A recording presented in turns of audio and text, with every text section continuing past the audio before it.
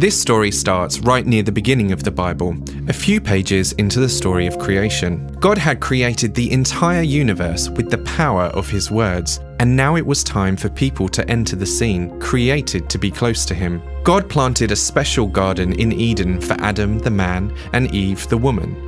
There in this beautiful garden, God walked with them amongst the trees. God created every wild animal and bird, bringing them one by one to Adam to see what name he would give each one. Elephant, tiger, hippopotamus. Nothing separated Adam and Eve from God. They were in perfect relationship, just as God created them to be. God would talk with them, and they were the closest of friends. This is how it all started. But things were about to take a turn for the worse.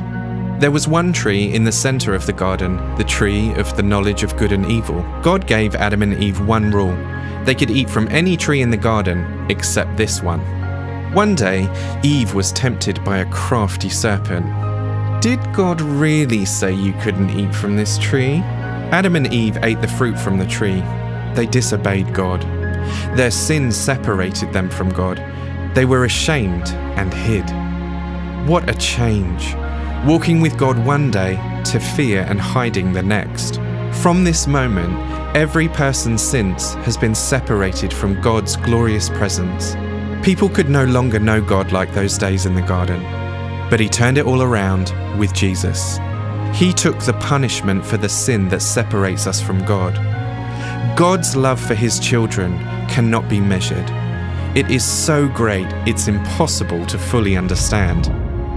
In Ephesians 3:18 it says, "May you have the power to understand, as all God's people should, how wide, how long, how high, and how deep his love is." Through Jesus, we can be in close relationship with God. We can draw close to God, and he draws close to us. God loves us and longs for us to be close to him.